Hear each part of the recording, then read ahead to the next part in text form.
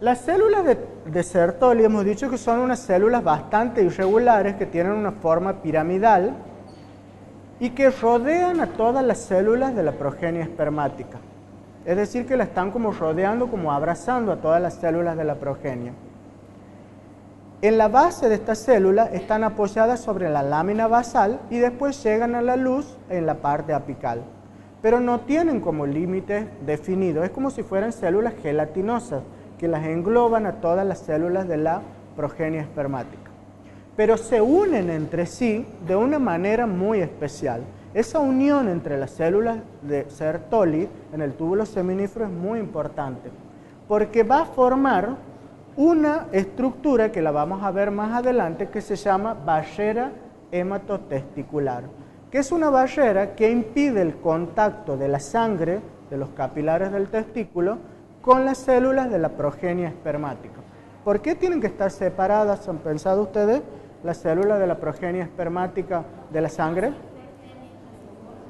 ¿Para que no se? No precisamente. Exactamente, para que no las reconozca como extraños.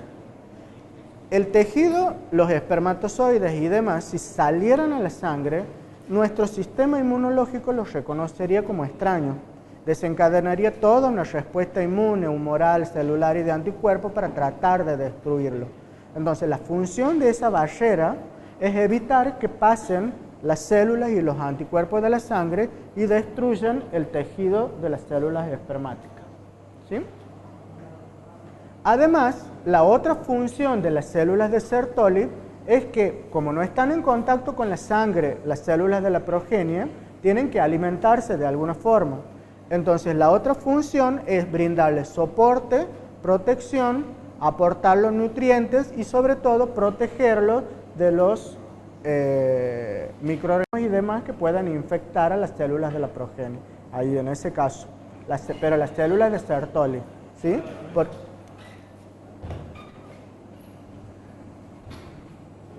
Y el otro tipo de células que forman el epitelio seminífero son las células de la progenie espermática. Esas células están dispuestas en 4 a 8 capas de células en distintos estadios de maduración. Desde el primer estadio, que son las células más primordiales, que se llaman espermatogonias, hasta las últimas, que son los espermatozoides. Todo ese proceso de transformación se llama espermatogénesis. Y aquí está el dibujito y el esquema de cómo están las células de Sertoli asociadas a las células de la progenie. ¿Cuál es la célula de Sertoli ahí?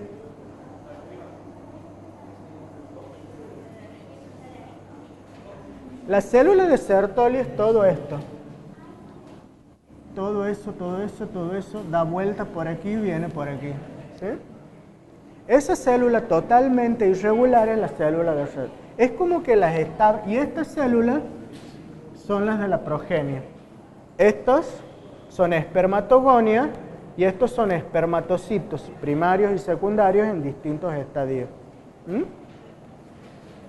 Esta célula de Sertoli se va a unir con otra célula de Sertoli que esté aquí a través de las uniones especiales que se llaman especializaciones de la membrana lateral. ¿Se acuerdan la primera clase que hemos visto? ¿Cuáles eran las especializaciones de la membrana lateral? Bueno, en este caso se unen a través de dos que se llaman los gap junction y las uniones tipo nexo. Esas dos uniones hacen como si fuera un sello entre las dos células de Sertoli y forman la barrera hematotesticular para que la sangre que está acá de los capilares no pase hacia las células de la progenie.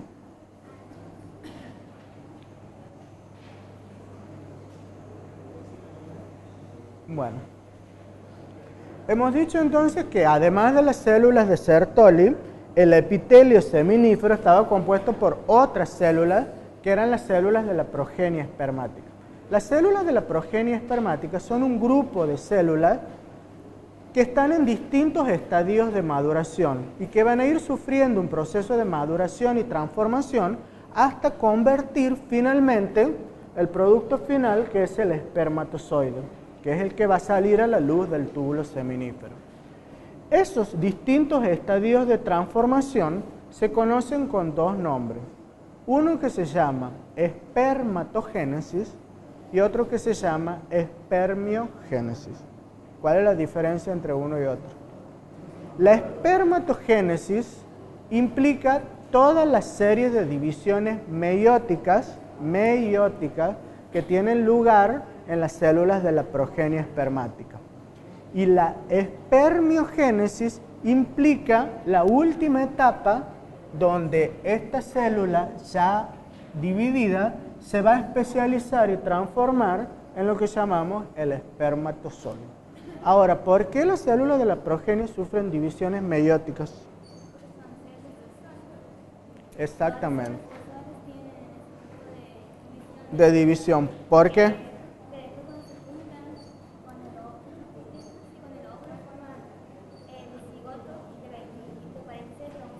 Exactamente.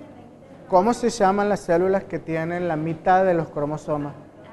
Haploides, exactamente. Entonces, el objeto de las dos divisiones meióticas es obtener células haploides. O sea, los espermatozoides son células haploides. Entonces, todo el proceso de espermatogénesis implica esas dos divisiones meióticas. ¿Sí?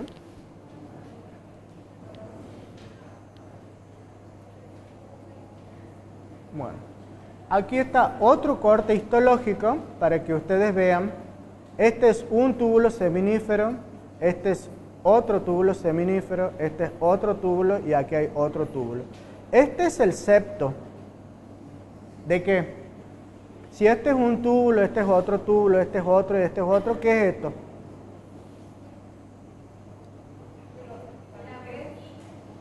¿Dónde están las células de Leydig? ¿Cómo se llama ese tejido?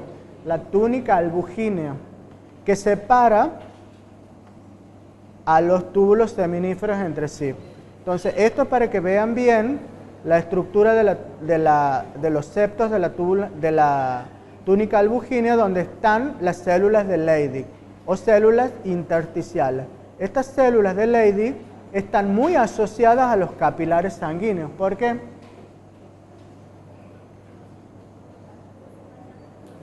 ¿Qué producen las células de Leydig? Testosterona. ¿A dónde tiene que ir la testosterona? A los capilares sanguíneos, ¿verdad? O sea, el organismo no es tan tonto. Asociado a las células de Leydig, rodeando todos los capilares que irrigan la túnica albugínea. Bueno, y ahora sí vamos a estudiar en detalle eso que llamábamos la barrera hematotesticular. Esa barrera hematotesticular es una barrera que separa la sangre y el interior de los túbulos seminíferos. Todos los túbulos seminíferos están rodeados por capilares que irrigan el testículo. Esos capilares sanguíneos que irrigan el testículo son capilares especiales que están revestidos por... ¿Qué revisten los capilares? ¿Qué tipo de epitelio? ¿Cómo se llama el...?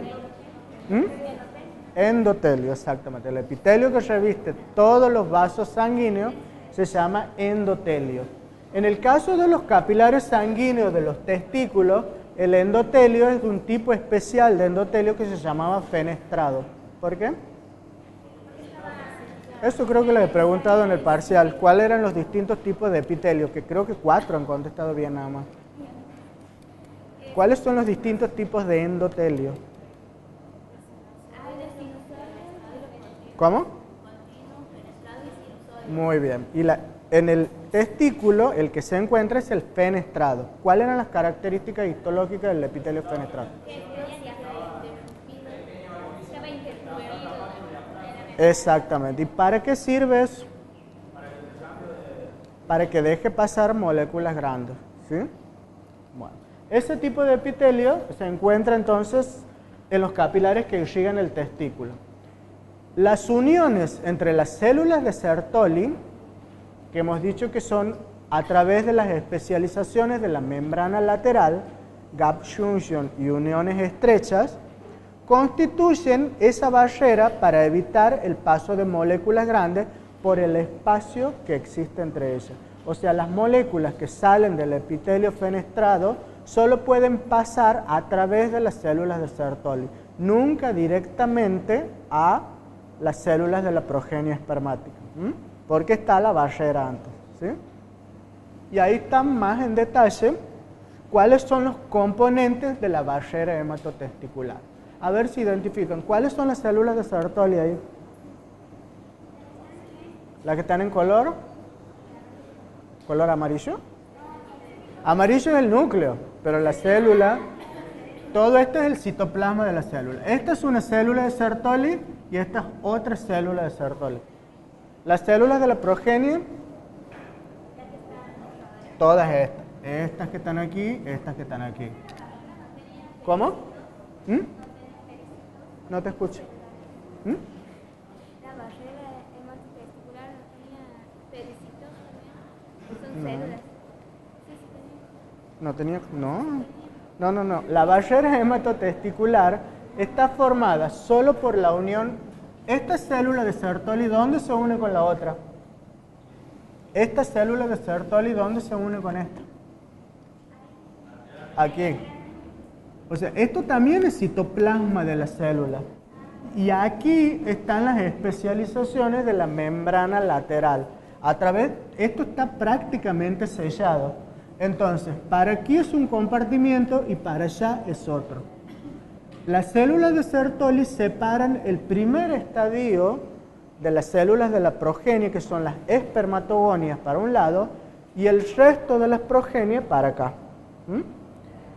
Los capilares sanguíneos están aquí, o sea que la sangre solo tiene contacto con el primer estadio de las células de la progenie, o sea las espermatogonias, y a través de las células de Sertoli. Esa es la barrera hematotesticular, que tiene dos compartimientos. Un compartimiento que se llama basal, que es este, ¿quiénes están ahí? Las espermatogonias. Y un compartimiento que se llama adluminal, donde está el resto de las células de la progenie, los espermatocitos y los espermatozoides. ¿Sí?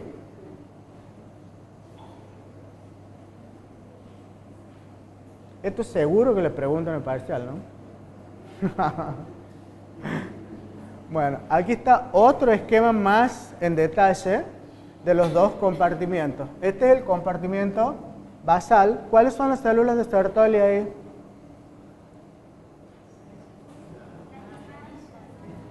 Esta es una, esta es otra.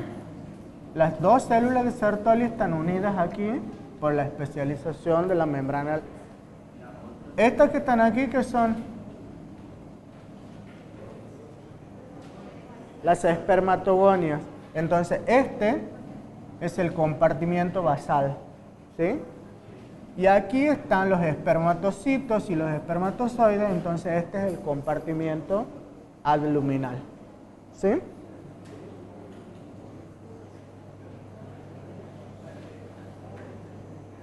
Bueno, ¿está claro hasta ahí? ¿Alguna pregunta? ¿No?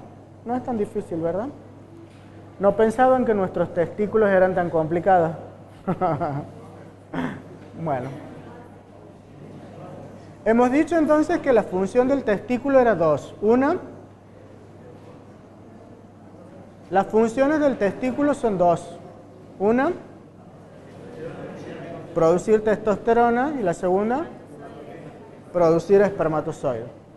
Esas dos funciones del testículo en nuestro organismo están reguladas muy perfectamente por todo un sistema hormonal en el que intervienen la hipófisis y el hipotálamo. ¿Se han estudiado endocrino, no? ¿Se han estudiado endocrino? Sí. ¿Han visto en fisiología? Bueno, entonces esto lo saben, pero de 10. ¿Qué es el hipotálamo y qué es la hipófisis? ¿Qué produce el hipotálamo y qué produce la hipófisis? Bueno, no la adenohipófisis. En este caso nos interesa la adenohipófisis. Bueno. Esta es la hipófisis. ¿Dónde está la hipófisis? En el encéfalo, exactamente. La hipófisis, desde el punto de vista que nos interesa a nosotros ahora en el sistema reproductor masculino, produce dos hormonas que se llaman LH y FSH. ¿Sí? Esa producción de hormonas de LH y FSH por la hipófisis está regulada por otros factores hormonales que secreta el hipotálamo. ¿Dónde está el hipotálamo? En el ventrículo. ¿En qué ventrículo? ¿Se acuerdan que el cerebro nuestro está dividido en ventrículos? Los ventrículos son cavidades que tenemos en el encéfalo para las que drena el líquido cefalorraquídeo. Bueno, ¿cuántos ventrículos son en el cerebro? 4 ventrículos. Bueno, el hipotálamo se encuentra en el suelo del tercer ventrículo. En el suelo del tercer ventrículo. Son un grupo de células que se encuentran en el piso del tercer ventrículo, cuya función es producir lo que se llaman factores liberadores de LH y FSH. Esos factores liberadores actúan sobre la hipófisis y hacen que la hipófisis secrete LH y FSH. ¿Cuáles son las funciones de la LH y la FSH? Claro, eso es en la mujer. En el hombre no son folículos estimulantes porque no tenemos folículos, no tenemos ovarios. Entonces, en el hombre, la FSH es, claro, es estimular la espermatogénesis. Y la LH, la producción de testosterona. Entonces, la FSH actúa sobre el epitelio seminífero produciendo espermatozoides. Y la LH actúa sobre las células del Leydig para producir testosterona. De esa forma se regula la función del testículo. ¿Está claro?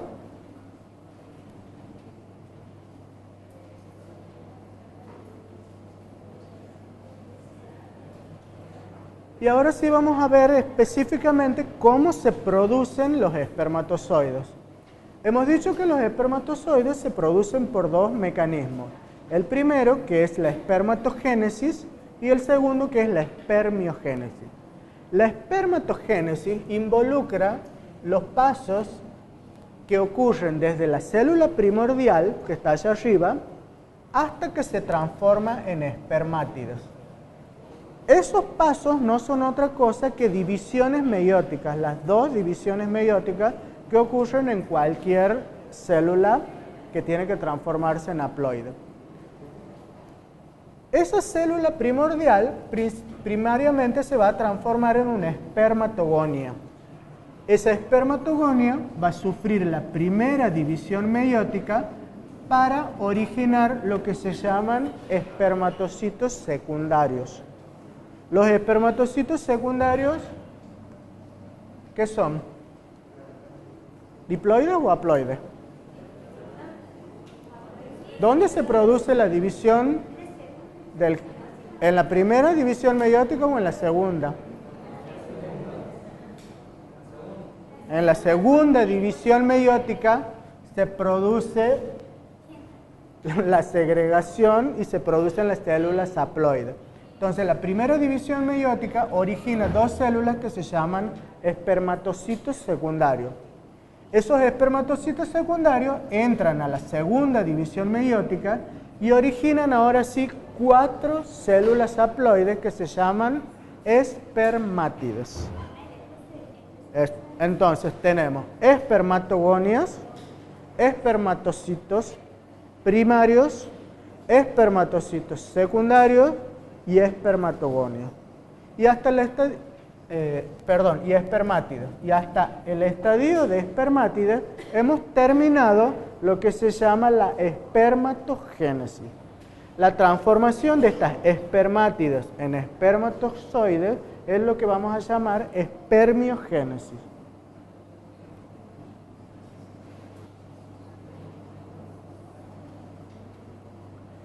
Esa espermiogénesis implica la transformación de estas espermátidas, que eran redondas y con el núcleo interior, en estas células especializadas que son los espermatozoides maduros. ¿Cómo está formado un espermatozoide maduro? Un espermatozoide maduro está formado por 3 porciones. Una que se llama la cabeza, el cuello y la cola. Por lo tanto, para que esta célula adquiera esta forma, las espermátides han tenido que reducir la cantidad de citoplasma que tenían esas células. ¿Cómo lo hacen? Cortan con una tijera las células, se recortan. Las células, las espermatogonias, lo que hacen es ir condensando su citoplasma. ¿Ven? Aquí tenemos la espermatogonia que va a ir condensando su citoplasma y va a perder un pedazo de citoplasma en una vacuola que se llama cuerpo residual. Es decir, que la espermatogonia es como que se desprende de un pedazo de citoplasma para achicar el cuerpo de la célula. Y de esa forma, el núcleo queda confinado a esa pequeña cantidad de citoplasma para formar la cabeza del espermatozoide. ¿Qué le pasa al resto de la célula? Las espermatogonias, que no tenían flagelo, tienen que empezar a desarrollar una estructura flagelar que va a formar el cuello y la cola del espermatozoide. Ese flagelo del espermatozoide tiene una estructura que tienen todos los flagelos, y que ya lo hemos estudiado en la primera clase, que se llama axonema, y que está formado por 9 pares de microtúbulos. Exactamente. Si nosotros cortamos esto, está formado por 9 pares de microtúbulos. Todo eso forma la cola del espermatozoide. 9 más 2. 9 más 2. Ahora bien, una vez que se ha formado el flagelo, ocurre una tercera transformación en las espermatogonias, en las espermátides. Y es que las mitocondrias que se encontraban en el citoplasma de la espermátide se van ubicando alrededor del flagelo del espermatozoide. Estas son las mitocondrias, ¿ven? Se van ubicando como si fuera una rueda toda la vuelta del flagelo del espermatozoide, pero solo en la primera porción, y forman lo que se llama el cuello del espermatozoide. ¿Cuál es la función de estas? Exactamente. Eso es para que el más rápido llegue más rápido a donde tiene que llegar. ¿Cómo? No.